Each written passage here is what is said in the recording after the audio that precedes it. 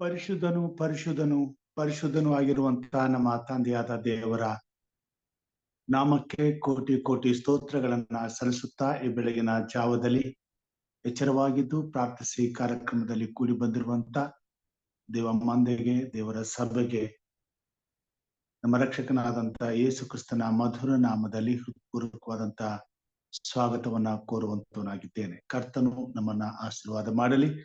ಈ ಬೆಳಗಿನ ಜಾವದಲ್ಲಿ ದೇವರ ವಾಕ್ಯ ಭಾಗಕ್ಕಾಗಿ ನಾನು ಆರಿಸಿಕೊಂಡಂತ ಪಾರಾಯಣದ ಭಾಗವಾಗಿ ಕೀರ್ತನೆಗಾರನು ಬರೆದಂತ ಕೀರ್ತನೆ 25ನೇ ಅಧ್ಯಾಯ 8ರಿಂದ ಕೆಲವೊಂದು ವಚನಗಳು. ಕೀರ್ತನೆಗಾರನು ಬರೆದಂತ ಕೀರ್ತನೆ 25ನೇ ಅಧ್ಯಾಯ 8ರಿಂದ ಕೆಲವೊಂದು ವಚನಗಳು. ಯೆಹೋವನು ದಯಾಳವೂ ಸತ್ಯಪರನೂ ಆಗಿದ್ದಾನೆ. ದಾರಿ ತಪ್ಪಿದವರನ್ನು ಬೋಧಿಸಿ ಸನ್ಮಾರ್ಗದಲ್ಲಿ ನಡೆಸುವನು. ಆತನು ದೀನರನ್ನು ತನ್ನ ವಿಧಿಗನುಗುಣವಾಗಿ ನಡೆಸುವನು, ಅವರಿಗೆ ತನ್ನ ಮಾರ್ಗವನ್ನು ತೋರಿಸುವನು. ಯೆಹೋವನ ವಿಧಿ ನಿಬಂಧನೆಗಳನ್ನು ಕೈಕೊಂಡು ನಡೆಯುವವರಿಗೆ ಆತನ ಎಲ್ಲಾ ಮಾರ್ಗಗಳು ಕೃಪೆಯೂ ಸತ್ಯತೆಯೂ ಉಳ್ಳವು. ಯೆಹೋವನೇ, ನನ್ನ ಪಾಪವು ಬಹುಘೋರವಾಗಿದೆ, ಆದರೂ ನಿನ್ನ ಹೆಸರಿನ ನಿಮಿತ್ತ ಅದನ್ನು ಕ್ಷಮಿಸು. ಯಾವನು ಯೆಹೋವನಲ್ಲಿ ಭಯಭಕ್ತುಳ್ಳವನು ಅವನಿಗೆ ಉಚಿತವಾದ ಮಾರ್ಗವನ್ನು ಆತನು ಬೋಧಿಸುವನು. ಅವನು ಸುಖದಿಂದಲೇ ಇರುವನು, ಅವನ ಸಂತತಿಯವರು ದೇಶವನ್ನು ಅನುಭವಿಸುವರು. ಯೆಹೋವನು ತನ್ನ ಭಕ್ತರಿಗೆ ಆಪ್ತ ಮಿತ್ರನಂತಿರುವನು, ಅವರಿಗೆ ತನ್ನ ಒಡಂಬಡಿಕೆಯ ಅನುಭವವನ್ನು ದಯಪಾಲಿಸುವನು. ದೇವರ ವಾಕ್ಯ ಭಾಗವನ್ನ ಆಶೀರ್ವಾದ ಮಾಡಲಿ. ಈ ಸಮಯದಲ್ಲಿ ನಾವು ಪ್ರಾರ್ಥನೆಯನ್ನು ಮಾಡಿಕೊಳ್ಳೋಣ. ನಮ್ಮನ್ನು ಬಹಳವಾಗಿ ಪ್ರೀತಿ ಮಾಡಿದ ಮಹಾಸ್ವಾಮಿ, ಈ ದಿನಕ್ಕಾಗಿ, ನಿನ್ನ ವಾಕ್ಯಕ್ಕಾಗಿ, ನಿನ್ನ ಆರಾಧನೆಗಾಗಿ, ಪ್ರಾರ್ಥನಾ ಕೂಟಕ್ಕಾಗಿ ನಿನಗೆ ಸ್ತೋತ್ರ. ಈ ಸಮಯದಲ್ಲಿ ನಿನ್ನ ವಾಕ್ಯವನ್ನು ಕೇಳಲು ಬರುವಂತ ಪ್ರತಿಯೊಬ್ಬ ದೇವರ ಮಂದಿಯನ್ನ ಆಶೀರ್ವದಿಸು, ನಿನ್ನ ಬಳಿಗೆ ಬರಗೊಡಿಸು. ನಾವೆಲ್ಲರೂ ಒಟ್ಟಾಗಿ ಸೇರಿ ಸಂತೋಷ, ಸಮಾಧಾನ, ತೃಪ್ತಿಯಿಂದ ನಿನ್ನನ್ನು ಆರಾಧಿಸುವುದು ಮಾತ್ರವಲ್ಲದೆ ನಿನ್ನಲ್ಲಿ ಪ್ರಾರ್ಥಿಸಿ ಅನೇಕ ಭಕ್ತರ ಮೊರೆಗಳನ್ನ ನಿನ್ನ ಪಾದದ ಬಳಿಗೆ ತಂದು ನಿನ್ನಿಂದ ಸದುತ್ತರವನ್ನ ಸ್ವಾಮಿ ಪಡೆದುಕೊಳ್ಳುವಂತೆ, ಇದರಿಂದ ಈ ಭೂಮಿಗೆ ಎಷ್ಟೋ ಕಷ್ಟ, ಸಂಕಟ, ಬಾಧೆ, ಬಂಧನಗಳಲ್ಲಿರ್ತಕ್ಕಂಥ ಮಕ್ಕಳಿಗೆ ಬಿಡುಗಡೆಯು, ಸಮಾಧಾನವು, ನೆಮ್ಮದಿಯು, ಜೀವವು ಒದಗಿ ಬರುವಂತೆ ಕಾರ್ಯ ಮಾಡು. ಈ ಕೂಟವನ್ನು ಆಶೀರ್ವದಿಸು, ನಮ್ಮೊಟ್ಟಿಗೆ ಮಾತನಾಡು. ಈ ಕಾರ್ಯಕ್ರಮದ ಮುಖಾಂತರವಾಗಿ ಸ್ವಾಮಿ ಪರಲೋಕದ ನಿತ್ಯ ಜೀವದ ಬಾಧ್ಯತೆಯನ್ನು ಹೊಂದಿಕೊಳ್ಳಲು ಲೋಕದ ಕಡೆಯಲ್ಲಿರುವಂತಹ ನಿನ್ನ ಭಕ್ತರಿಗೆ ಕೃಪೆಯನ್ನು ಅನುಗ್ರಹಿಸು. ಯೇಸು ಸ್ವಾಮಿ ಹೆಸರಿನಲ್ಲಿ ತಾಳ್ಮೆಯಿಂದ ವಿನಯದಿಂದ ಬೇಡಿದ್ದೇವೆ ಕರ್ತನೇ, ಆಮೆನ್.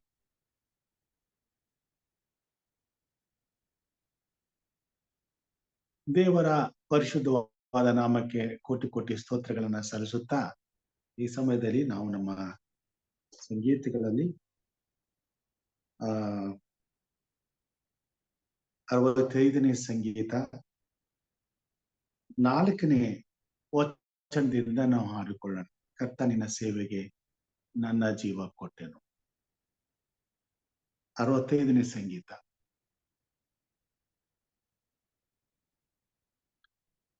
ಓ ಕರ್ತ, ನಿನ್ನ ಸೇವೆಗೆ ನನ್ನ ಜೀವ ಕೊಟ್ಟೆನು, ನನ್ನ ಜೀವ ಕೊಟ್ಟೆನು. ಓ ಕರ್ತ, ನಿನ್ನ ಸೇವೆಗೆ ನನ್ನ ಜೀವ ಕೊಟ್ಟೆನು, ನನ್ನ ಜೀವ ಕೊಟ್ಟೆನು. ನನ್ನ ಬೆಳ್ಳಿ ಚಿನ್ನವ ತಕ್ಕೋ ನಿನ್ನ ಸೇವೆಗೆ, ನನ್ನ ಬೆಳ್ಳಿ ಚಿನ್ನವ ತಕ್ಕೋ ನಿನ್ನ ಸೇವೆಗೆ. ನನ್ನ ಬುದ್ಧಿಯಲ್ಲವ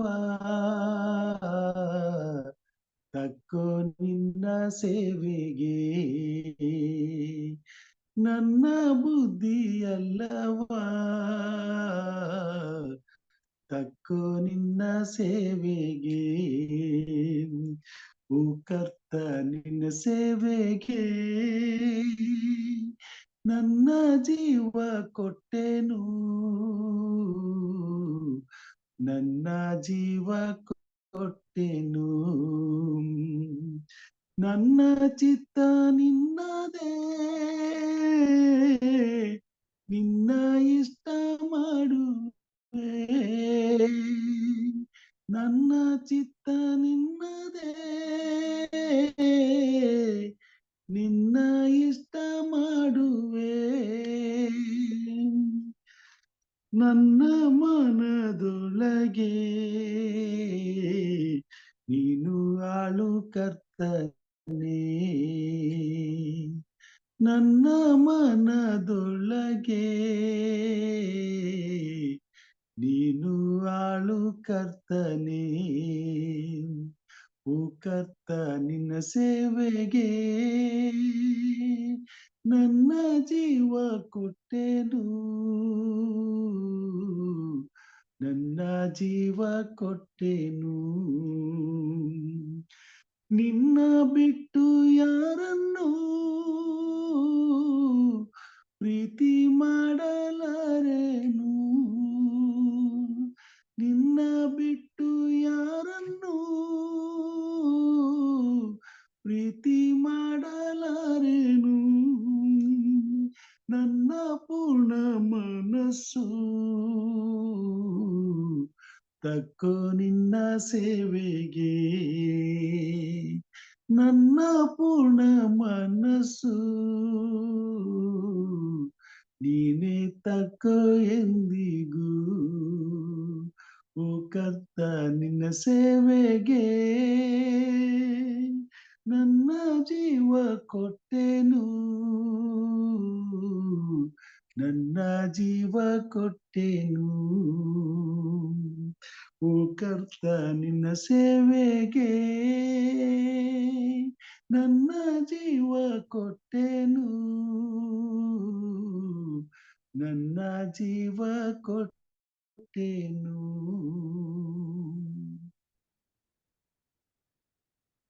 ದೇವರ ಪರಿಶುದ್ಧವಾದ ನಾಮಕ್ಕೆ ಕೋಟಿ ಕೋಟಿ ಸ್ತೋತ್ರಗಳನ್ನ ಸಲ್ಲಿಸುತ್ತಾ ಮತ್ತೊಮ್ಮೆ ಈ ಬೆಳಗಿನ ಜಾವದಲ್ಲಿ ಕರ್ತನ ಕೃಪೆಯ ಸಿಂಹಾಸನದ ಬಳಿಗೆ ಕೂಡಿ ಬಂದಿರುವಂತ ದೇವರ ಮನೆಗೆ, ದೇವರ ಸಭೆಗೆ, ದೇವರ ಮಕ್ಕಳಿಗೆ ಹೃತ್ಪೂರ್ವಕವಾದಂತಹ ಸ್ವಾಗತವನ್ನ ಕೋರುತ್ತಾ ಕರ್ತನ ವಾಕ್ಯದ ಬಳಿಗೆ ನಾವು ಹೋಗುವುದಾದರೆ,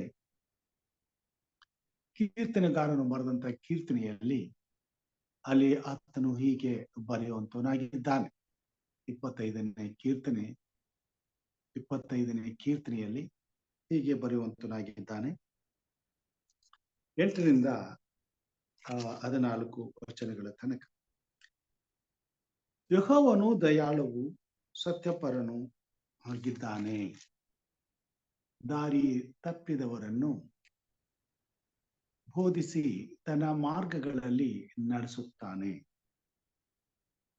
ಆತನು ದೀನರನ್ನು ತನ್ನ ವಿಧಿಗನುಸಾರವಾಗಿ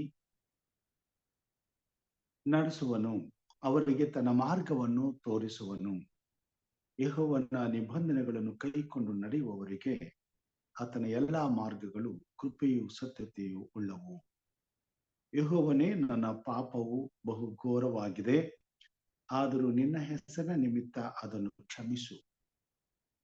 ಯಾವನು ಯೆಹೋವನಲ್ಲಿ ಭಯಭಕ್ತಿಯುಳ್ಳವನೋ ಅವನಿಗೆ ಉಚಿತವಾದ ಮಾರ್ಗವನ್ನು ಆತನು ಬೋಧಿಸುವನು. ಅವನು ಸುಖದಿಂದಲೇ ಇರುವನು, ಅವನ ಸಂತತಿಯವರು ದೇಶವನ್ನು ಅನುಭವಿಸುವರು.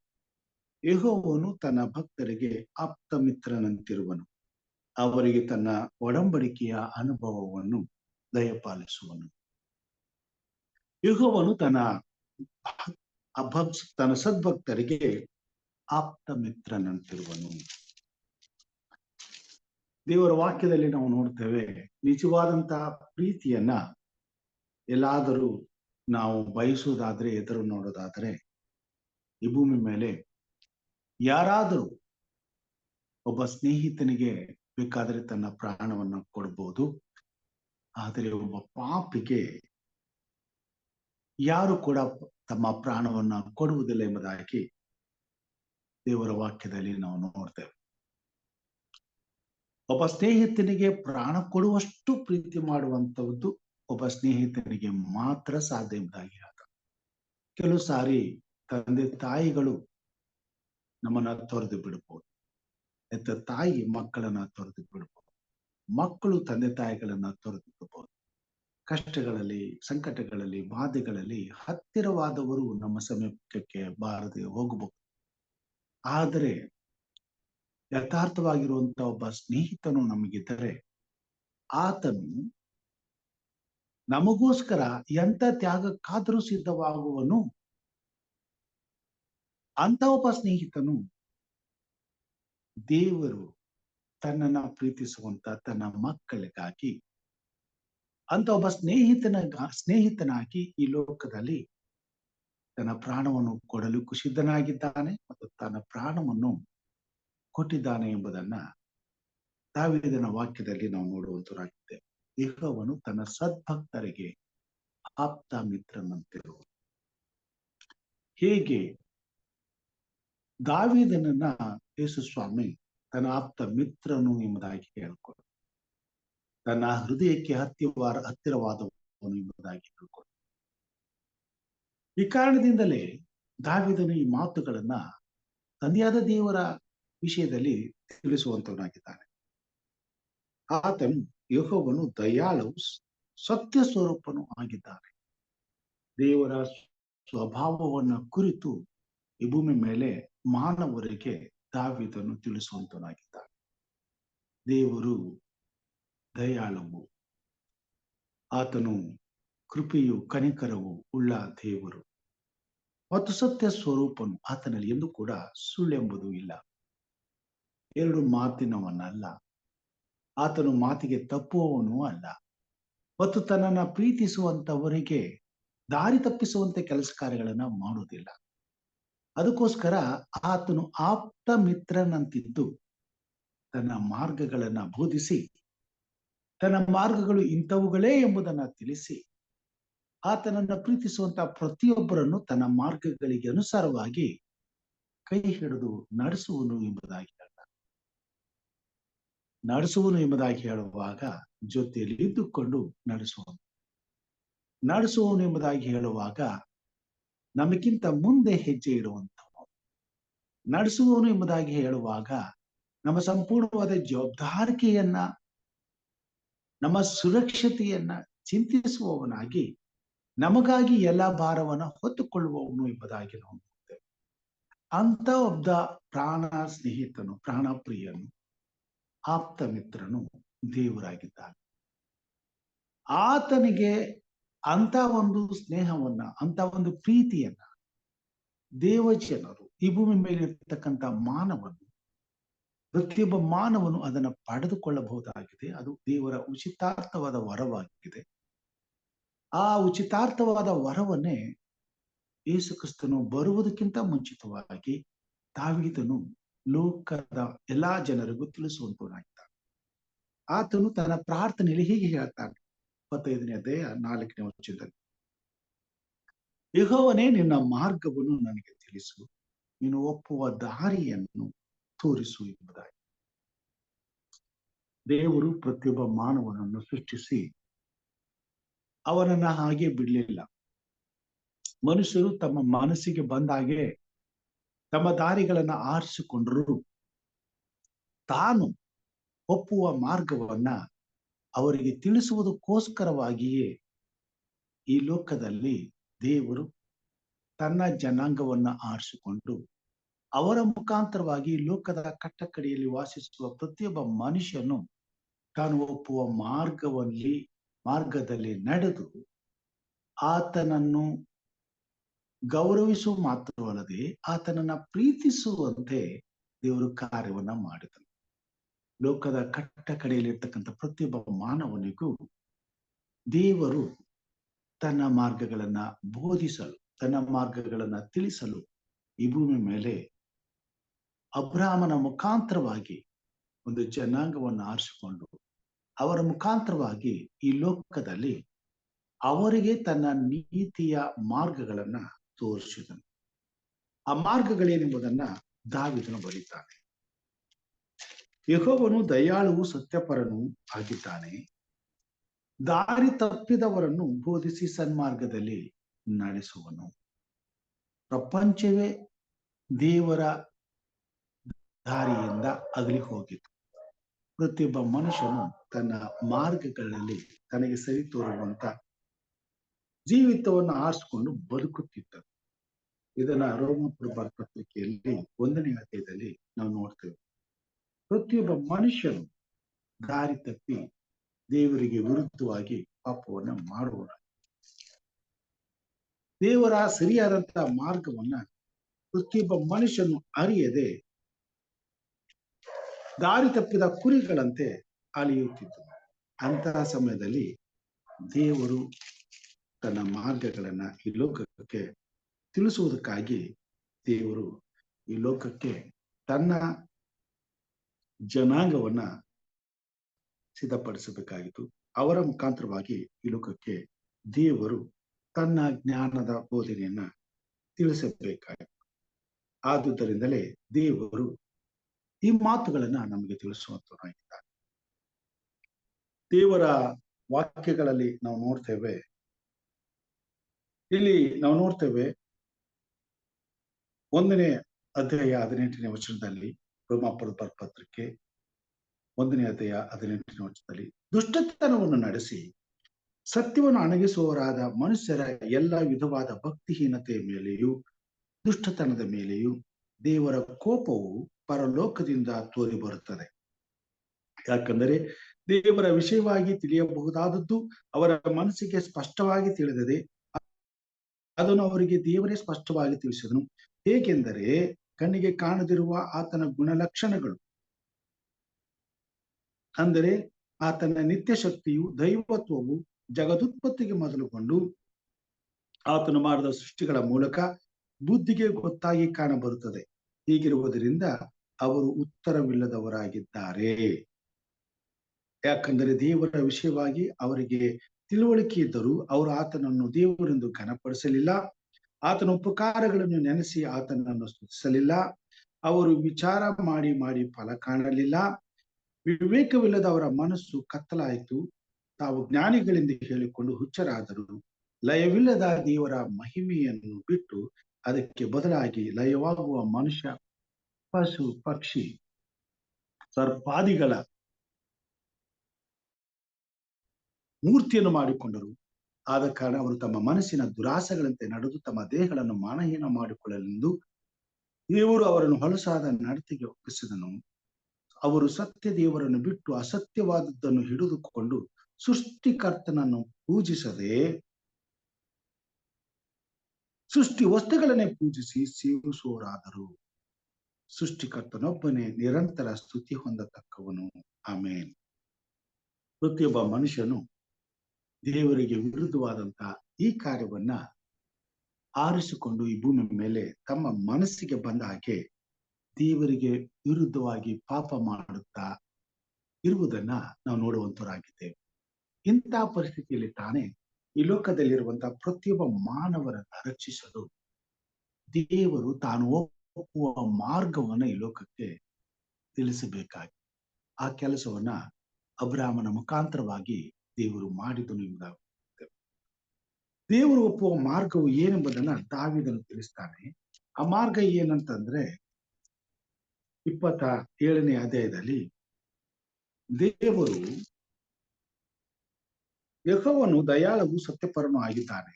ದಾರಿ ತಪ್ಪಿದವರನ್ನು ಬೋಧಿಸಿ ಸನ್ಮಾರ್ಗದಲ್ಲಿ ನಡೆಸ್ತಾನೆ.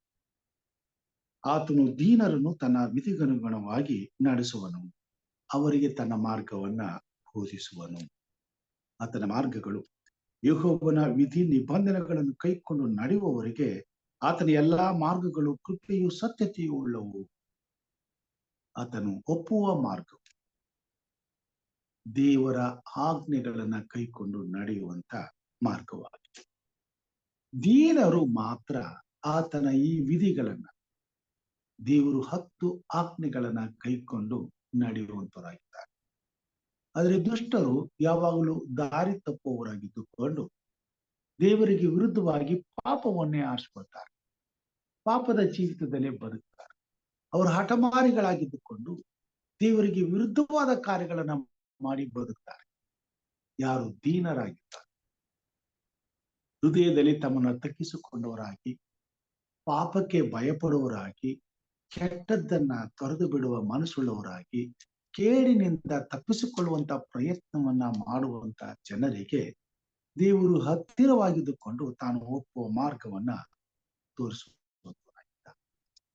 ಅಂತವರಿಗೆ ತಾನು ದಯಾಪರನಾಗಿದ್ದು ತನ್ನ ಮಾರ್ಗಗಳನ್ನ ಬೋಧಿಸುವಂತರಾಗಿದ್ದ. ದೀನರಿಗೆ ಆತನು ತನ್ನ ವಿಧಿ ಗನುಗುಣವಾಗಿ ನಡೆಸ್ತಾನೆ. ಯಾಕೆ ದೀನರಿಗೆ? ಯಾಕಂತಂದ್ರೆ ಅವರು ದೇವರ ಮಾರ್ಗಗಳನ್ನ ಒಪ್ಕೊಳ್ತಾರೆ, ಅಂಗೀಕಾರ ಮಾಡ್ಕೊಳ್ತಾರೆ. ದೇವರ ಮಾರ್ಗಗಳಲ್ಲಿ ನಡೆಯುವುದಕ್ಕೆ ಅವರು ಆಸಕ್ತಿಯುಳ್ಳವರಾಗ್ತಾರೆ.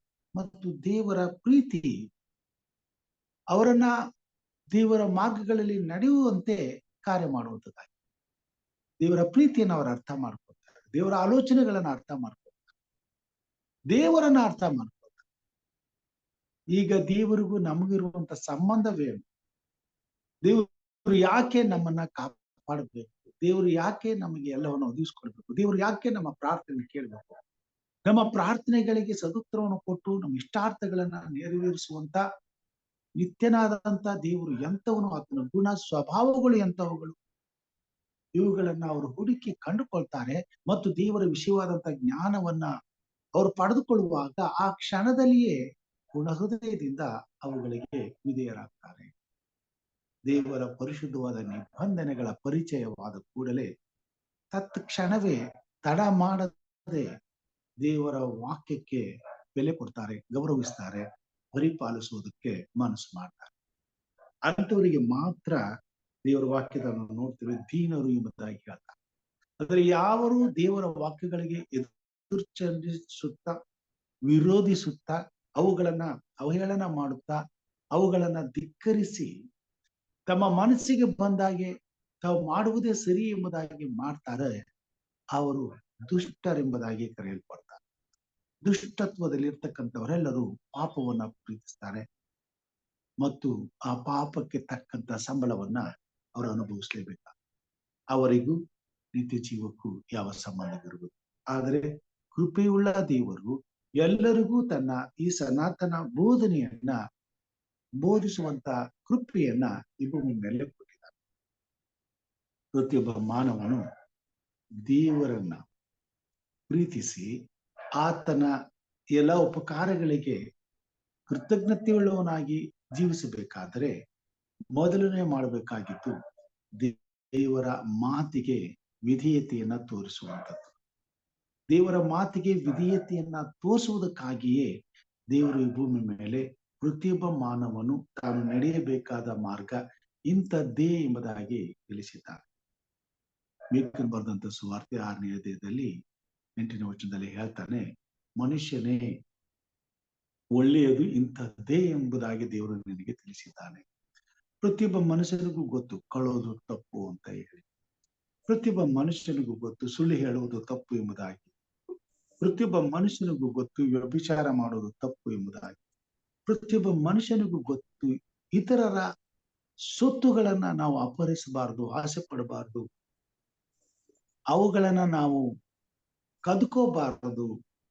ಇವೆಲ್ಲ ಪರಿಜ್ಞಾನವು ಪ್ರತಿಯೊಬ್ಬ ಮನುಷ್ಯನಿಗೂ ಗೊತ್ತೇ ಗೊತ್ತು. ಹೀಗಿರುವಾಗ ಪ್ರತಿಯೊಬ್ಬ ಮನುಷ್ಯನಿಗೂ ದೇವರು ಈ ಅರಿವನ್ನ ಇಟ್ಟಿರುವುದು. ದೇವರ ಮಾರ್ಗಗಳು ಪ್ರತಿಯೊಬ್ಬ ಮನುಷ್ಯನಿಗೆ ತಿಳಿಯುವ ಹಾಗೆ ದೇವರು ಮಾಡಿದ್ದಾರೆ. ಅವುಗಳನ್ನ ಗೊತ್ತಿದ್ದು ಅದೇ ತಪ್ಪುಗಳನ್ನ ಆರಿಸಿಕೊಂಡು ತಾನು ಬದುಕೋದಕ್ಕಾಗಿ ಅದನ್ನೇ ಮಾಡಿ ಬದುಕುವಂತ ಕಾರ್ಯಗಳಲ್ಲಿ ನಿರತರಾಗ್ತಕ್ಕಂಥವ್ರು ದೇವರ ಅಪ್ಪಣೆಯನ್ನ ಮೀರುವಂತವರಾಗಿದ್ದಾರೆ.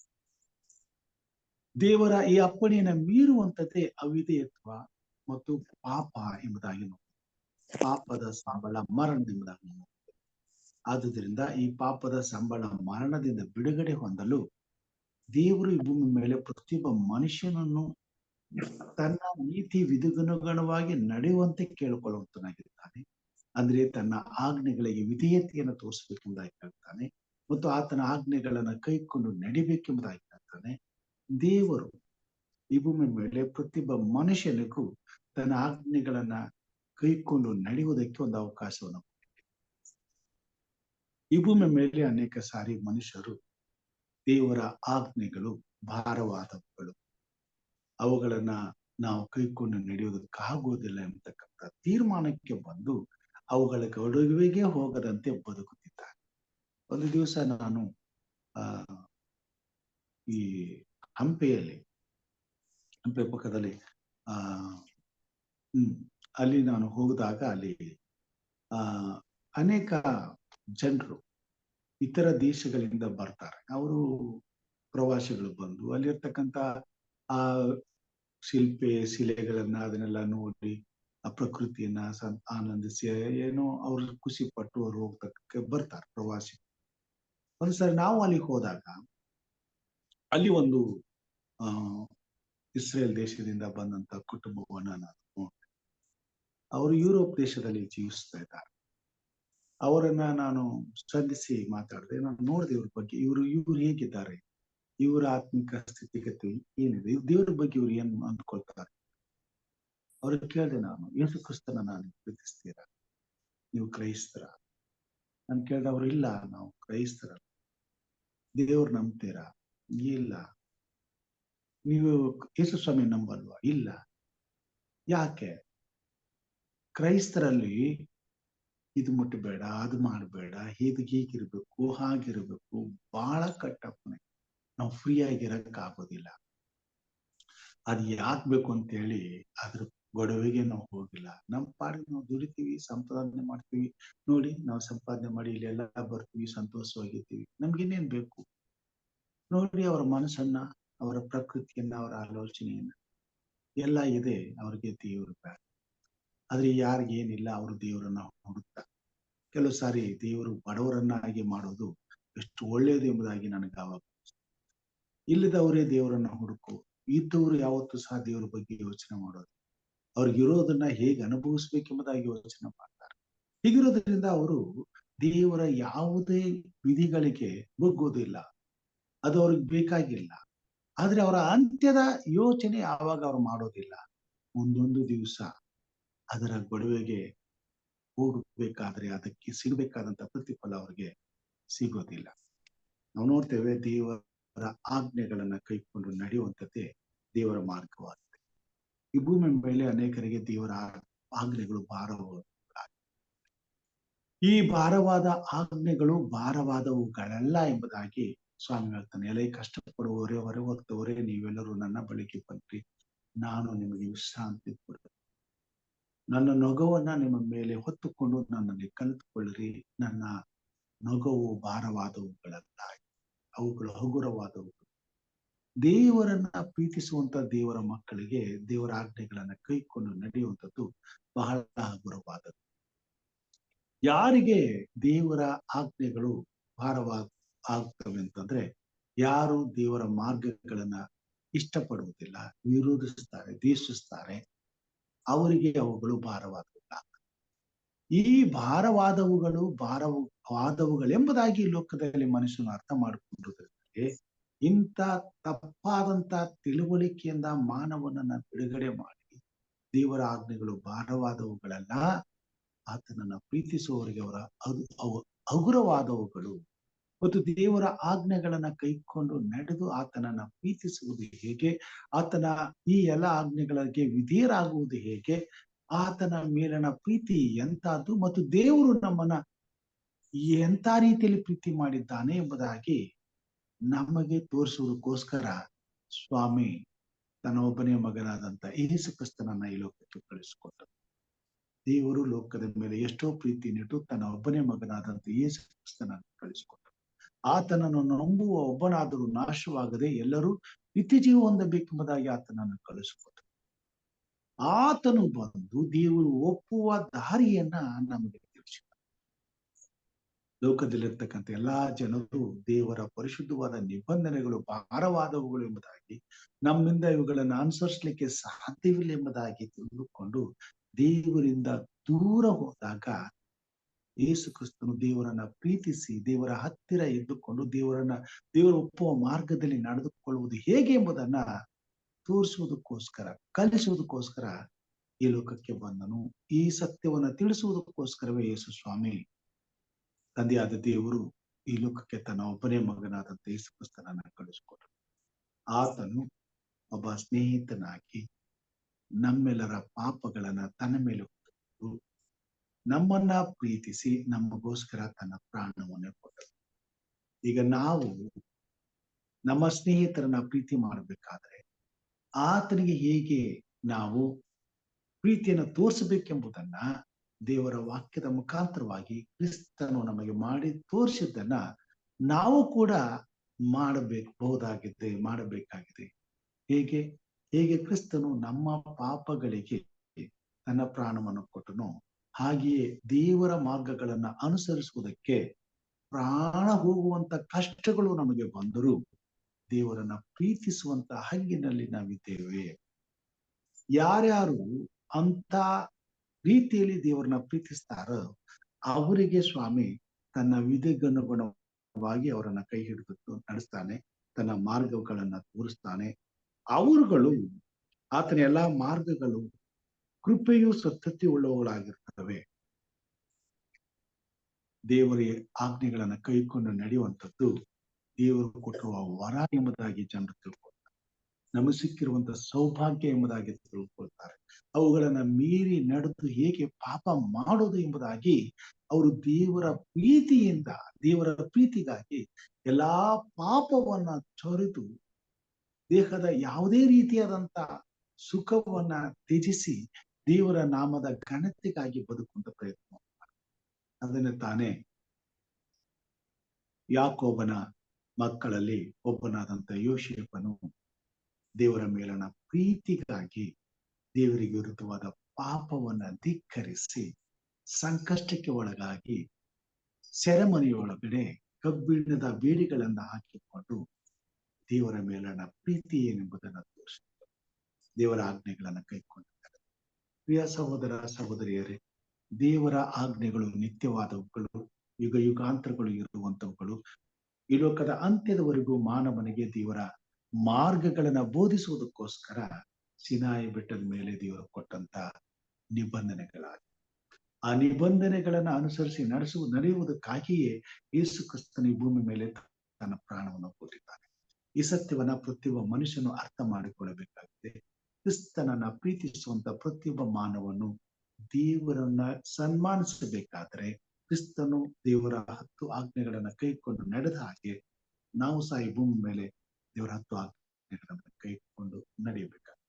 ದೇವರ ಆಜ್ಞೆಗಳನ್ನ ಕೈಕೊಂಡು ನಡೆಯುವವನಿಗೆ ಮಾತ್ರ ಜೀವದಲ್ಲಿ ಪಾಲು ಹೊಂದುವಂತ ಸೌಭಾಗ್ಯವನ್ನ ಕೊಡ್ತಾನೆ. ಅದನ್ನಲ್ಲಿ ಬರಿತಾನೆ, ಯಾವನು ಯೆಹೋವನಲ್ಲಿ ಭಯಭಕ್ತಿಯುಳ್ಳವನು ಅವನಿಗೆ ಉಚಿತವಾದ ಮಾರ್ಗವನ್ನು ಆತನು ಬೋಧಿಸುವನು. ಅವನು ಸುಖದಿಂದಲೇ ಇರುವನು. ಅವನ ಸಂತತಿಯವರು ದೇಶವನ್ನು ಅನುಭವಿಸುವರು. ಯೆಹೋವನು ತನ್ನ ಸದ್ಭಕ್ತರಿಗೆ ಆಪ್ತ ಮಿತ್ರನಂತಿರುವನು. ಅವರಿಗೆ ತನ್ನ ಒಡಂಬಡಿಕೆಯ ಅನುಭವವನ್ನು ದಯಪಾಲಿಸುವ. ದೇವರನ್ನ ಪ್ರೀತಿಸಿ ಆತನ ಆಜ್ಞೆಗಳನ್ನ ಕೈಕೊಂಡು ನಡೆಯುವವರು ದೇವರು ಮಾಡಿದಂತ ಪ್ರತಿಯೊಂದು ವಾಗ್ದಾನದ ಒಡಂಬಡಿಕೆಯನ್ನ ಈ ಭೂಮಿ ಮೇಲೆ ಅನುಭವಿಸ್ತಾರೆ. ಮತ್ತು ಯೇಸು ಸ್ವಾಮಿ ಬರುವಾಗ ಆ ದಿನದಲ್ಲಿಯೂ ಸಹ ದೇವರ ಒಡಂಬಡಿಕೆಗೆ ತಕ್ಕಂತ ಬಾಧ್ಯತೆಯನ್ನ ಹೊಂದುವಂತ ಹಾಗೆ ಮಾಡುವಂತೆ ಪ್ರತಿಯೊಬ್ಬ ಮಾನವನ ಜೀವಿತದಲ್ಲಿ ದೇವರ ಆತ್ಮನು ಕಾರ್ಯ ಮಾಡಿ ಈ ಸತ್ಯವನ್ನ ಪ್ರತಿಯೊಬ್ಬ ಮನುಷ್ಯನು ಅರ್ಥ ಮಾಡಿಕೊಳ್ಳುವ ಹಾಗೆ ಪ್ರತಿಯೊಬ್ಬ ಮಾನವನ ಜೀವಿತಕ್ಕೆ ಸತ್ಯದ ಸುವಾರ್ತೆಯು ಸಾರಪಡುವಂತೆ ದೇವರಾತ್ಮನು ನಮ್ಮನ್ನು ಉಪಯೋಗಿಸಿಕೊಳ್ಳಲಿ ಮತ್ತು ನಾಶವಾಗುತ್ತಿರುವಂತ ಎಲ್ಲ ಜನರನ್ನ ಯೇಸು ಕ್ರಿಸ್ತನ ನಾಮದ ಬಲದಿಂದ ಬಿಡುಗಡೆ ಮಾಡಿ ನಿತ್ಯ ಜೀವಕ್ಕೆ ಸೇರಿಸಲಿ ಎಂಬುದು ನನ್ನ ಪ್ರಾರ್ಥನೆಯಾಗಿದೆ. ದೇವರು ನಮ್ಮನ್ನು ಆಶೀರ್ವಾದ ಮಾಡಲಿ. ಈ ಸಮಯದಲ್ಲಿ ನಮ್ಮ ಜೊತೆಯಲ್ಲಿ ಹಿರಿಯರಾದಂತ ಹೇಮಲತಾ ಭಕ್ತರಾಜಮ್ಮ ಅವರಿದ್ದಾರೆ. ಅವರು ಪ್ರಾರ್ಥನೆಯಲ್ಲಿ ನಮಗೆ ನಡೆಸ್ಕೊಡ್ಬೇಕೆಂಬುದಾಗಿ ಕೇಳ್ಕೊಳ್ತೇನೆ. ಅಮ್ಮ, ನೀವು ಪ್ರಾರ್ಥನೆ ಮಾಡ್ಬೇಕಾದಂತ ವಿಷಯ ಸಹೋದರಿ ನಿರ್ಮಲಾ ಫ್ರಾನ್ಸಿಸ್ ಅವರು ನಾವಳ್ಳಿಯಲ್ಲಿ ಅವರು ಅನಾರೋಗ್ಯವುಳ್ಳವರಾಗಿದ್ದಾರೆ. ಅವರನ್ನ ನೀವು ಪ್ರಾರ್ಥಿಸಬೇಕೆಂಬುದಾಗಿ ಕೇಳ್ಕೊಳ್ತೇನೆ. ಆಮೇಲೆ ನಮ್ಮ ಮಾಲೂರು ಮುನೀಶ್ ಅವರು ಕಾಲು ನೋವಿನಿಂದ ಬಾಳ್ತಿದ್ದಾರೆ. ಅವ್ರ ಗಾಯ ವಾಸಿ ಆಗ್ತಾ ಇಲ್ಲ. ಅದಕ್ಕಾಗಿ ಅವ್ರಿಗೋಸ್ಕರ ಪ್ರಾರ್ಥನೆ ಮಾಡ್ಬೇಕೆಂಬುದಾಗಿ ಕೇಳ್ಕೊಳ್ತಾನೆ. ಲಕ್ಷ್ಮಿ ಎಂಬತಕ್ಕಂತ ಸಹೋದರಿ ಧಾರವಾಡದಲ್ಲಿ ಆ ಮಗಳು ಅಸ್ವಸ್ಥಳಾಗಿದ್ದಾಳೆ. ಅವಳಿಗೋಸ್ಕರ ಪ್ರಾರ್ಥಿಸ್ಬೇಕೆಂಬುದಾಗಿ ಕೇಳ್ಕೊಳ್ತೇನೆ. ಮತ್ತು ಯಾದಗಿರಿಯಲ್ಲಿ ಸುವಾರ್ತೆ ಸಾರಲಿಕ್ಕೆ ಹೋದಂತ ಆ ಹೆಣ್ಣು ಮಕ್ಕಳಿಗೋಸ್ಕರ ಪ್ರಾರ್ಥಿಸ್ಬೇಕೆಂಬುದಾಗಿ ಕೇಳ್ಕೊಳ್ತೇನೆ. ಹಾಗೂ ಸುವಾರ್ತೆ ಸೇವನೆಗೆ ಅನುಕೂಲ ಆಗುವ ಹಾಗೆ ದೇವರು ಕಾರ್ಯ ಮಾಡುವುದಾಗಿ ಪ್ರಾರ್ಥಿಸ್ಬೇಕೆಂಬುದಾಗಿ ಕೇಳ್ಕೊಳ್ತೇನೆ. ಅಮ್ಮ ಕೇಳಿಸ್ತಾ ಇದೆಯಾ? ಕೇಳಿಸ್ತಾ ಇದೆ. ಪ್ರಾರ್ಥನೆ ಪರಿಶುದ್ಧನಾಗಿರುವ ಸ್ವಾಮಿ, ನಿನ್ನ ಪರಿಶುದ್ಧ ಸನ್ನಿಧಿಗೆ ಪಾಪಗಳಾದ ನಾವು ಬಂದಿರುವಾಗ ನಮ್ಮನ್ನು ಶುದ್ಧಿಗೊಳಿಸಿ ಸ್ವಾಮಿ. ತಂದೆಯಾದ ದೇವರೇ, ನಿನ್ನ ವಾಕ್ಯಗಳನ್ನ ಆಲಿಸ್ಲಿಕ್ಕೆ ಅವಕಾಶ ಮಾಡಿಬಿಟ್ಟಿದ್ದಕ್ಕಾಗಿ ಸ್ತೋತ್ರ ಸ್ವಾಮಿ. ತಂದೆಯೇ, ಕೊಟ್ಟಂತಹ ಅಮೂಲ್ಯ ವಾಕ್ಯಗಳಿಗಾಗಿ ಕೃತಜ್ಞತೆಗಳನ್ನು ಸಲ್ಲಿಸ್ತೇವೆ. ಹೌದಪ್ಪ, ನಿನ್ನ ಆಜ್ಞೆಗಳನ್ನ ಕೈಕೊಂಡು ನಡೆಯುವುದರ ಮೂಲಕ ಎಲ್ಲಾ ರೀತಿಯ ಸುವರಗಳನ್ನು ನೀನು ನಮಗೆ ಒದಗಿಸಿಕೊಡುವ ಆತನಾಗಿದ್ದೆ ಎಂಬ ವಿಶ್ವಾಸವನ್ನ ನಮ್ಮಲ್ಲಿ ನೀನು ಮೂಡಿಸುತ್ತ ಬಂದಿದ್ದೆ ಸ್ವಾಮಿ. ಈ ವಾಕ್ಯಗಳನ್ನ ಸ್ವಾಮಿ ನಿನ್ನ ಮಗನ ಮೂಲಕ ನೀನು ದಯಪಾಲಿಸಿಕೊಟ್ಟಿದ್ದೆ ಸ್ವಾಮಿ. ಹಾಗೂ ಕೂಡ ತಂದೆಯೇ, ನಿನ್ನ ಭಕ್ತನು ಹೇಳುವ ಹಾಗೆ ನ್ಯಾಯವನ್ನ ಆಚರಿಸುವುದು, ಕರುಣೆಯಲ್ಲಿ ಆಸಕ್ತನಾಗಿರುವುದು, ನಿನ್ನ ದೇವರಲ್ಲಿ ನಮ್ರವಾಗಿ ನಡ್ಕೊಳ್ಳುವುದು ಅತಿ ಮುಖ್ಯವಾದದ್ದು ಎಂಬುದಾಗಿ ನಿನ್ನ ವಾಕ್ಯದಲ್ಲಿ ಬರ್ತಿರುವ ಪ್ರಕಾರ ಸ್ವಾಮಿ, ಈ ಒಂದು ಆಚರಣೆಗಳನ್ನ ನಾವು ಆಚರಿಸ್ಲಿಕ್ಕೆ ನಿನ್ನ ಆತ್ಮನ ಬಲ ಬೇಕು ಸ್ವಾಮಿ. ಸೈತಾನನಿಂದ ಬಿಡುಗಡೆ ಬೇಕು ಸ್ವಾಮಿ. ನಿನ್ನ ಕರುಣಾ ಹಸ್ತಕ್ಕೆ ನಮ್ಮನ್ನು ಒಪ್ಪಿಸ್ಕೊಡ್ತೇವೆ ಸ್ವಾಮಿ. ನೀನೇ ನಮಗೆ ದಾರಿದೀಪವಾಗಿತ್ತು, ನಮ್ಮನ್ನು ಕೈ ಹಿಡಿದು ನಡೆಸ್ಬೇಕು ಸ್ವಾಮಿ. ಈ ದಿನದ ಕಾರ್ಯಗಳನ್ನ ಆರಂಭಿಸುವಾಗ ನಮ್ಮೆಲ್ಲರಿಗೆ ನವ ಚೈತನ್ಯ ಬೇಕಿದೆ ಸ್ವಾಮಿ. ತಂದೆ, ನೀನೇ ನಮ್ಮ ಜೊತೆಗಾರನಾಗಿದ್ದು ನಮ್ಮ ಪ್ರತಿಯೊಂದು ವಿಜ್ಞಾಪನೆಗಳನ್ನೆಲ್ಲ ಆಲಿಸಿ ನಮಗೆ ನೀನು ಸದುತ್ತರವನ್ನ ಕೊಟ್ಟು ಎಲ್ಲರ ಮನಸ್ಸುಗಳಲ್ಲಿ ಶಾಂತಿ ನೆಮ್ಮದಿಯನ್ನ ದಯಪಾಲಿಸು ಯೇಸುವೆ. ಈ ಒಂದು ವಾಕ್ಯಗಳನ್ನು ಹಂಚಿದಂತ ಪ್ರೇಮಗನನ್ನ ಆಶೀರ್ವದಿಸುವ, ಬಲಪಡಿಸು ಸ್ವಾಮಿ. ತಂದೆಯೇ, ಹಾಗೆ ಈ ವಾಕ್ಯಗಳು ಎಲ್ಲರಲ್ಲಿ ಕಾರ್ಯ ಮಾಡುವ ಹಾಗೆ ನಿನ್ನ ಕೃಪೆ ಮಾಡು ಸ್ವಾಮಿ. ತಂದೆಯಾದ ದೇವರೇ, ನಿನ್ನ ಸನ್ನಿಧಿಯಲ್ಲಿ ಬಂದು ಕೆಲವು ವಿಜ್ಞಾಪನೆಗಳನ್ನ ನಾವು ಸಮರ್ಪಿಸ್ತೇವಪ್ಪ ಸ್ವಾಮಿ. ನಮ್ಮ ಪ್ರಾರ್ಥನೆಗೆ ಸದುತ್ತರ ನೀಡಪ್ಪ ಯೇಸುವೆ. ಮಾಲೂರಿನಲ್ಲಿ ಆ ಮುನಿಸ್ವಾಮಿ, ಆ ಮಗನ ಕಾಲುಗಳು ಸ್ವಾಮಿ ನೀನು ಮುಟ್ಟು ಸ್ವಾಮಿ. ತಂದೆಯಾದ ದೇವರೇ, ಆ ಹೊಲಿಗೆ ಸರಿಯಾಗಿ, ಆ ಭಾಗಗಳು ಸರಿಯಾಗಿ ಕೂಡಿಕೊಂಡು ಅದು ಗುಣವಾಗಿ ಸ್ವಾಮಿ ಆ ಮಗನು ಆರೋಗ್ಯವಂತ ಮಗನಾಗಿ ಜೀವಿಸ್ಲಿಕ್ಕೆ ಆಗುವಂತೆ ನಿನ್ನ ಕೃಪಾಶೀರ್ವಾದ ನೀಡು ಸ್ವಾಮಿ. ಹಾಗೂ ತಂದೆಯೇ, ಲಕ್ಷ್ಮಿ ಎಂಬ ಮಗಳನ್ನ ನೀನು ಮಕ್ಕಳು, ಆ ಮಗಳಿಗೆ ಬೇಕಾದ ಆರೋಗ್ಯವನ್ನ ದಯಪಾಲಿಸಪ್ಪ ಸ್ವಾಮಿ. ನಿನ್ನ ವಾಕ್ಯಗಳ ಮೂಲಕವಾಗಿಯೇ, ಪ್ರಾರ್ಥನೆಗಳ ಮೂಲಕವಾಗಿ ಈ ದಿನಗಳಲ್ಲಿ ನೀನು ನಿನ್ನ ಸಹಾಯಕನ ಮೂಲಕ ಈ ಕಾರ್ಯಗಳನ್ನ ಈಡೇರಿಸಬೇಕು. ಹಾಗೂ ತಂದೆಯೇ, ಸಹೋದರಿ ನಿರ್ಮಲ, ಆ ಮಗಳ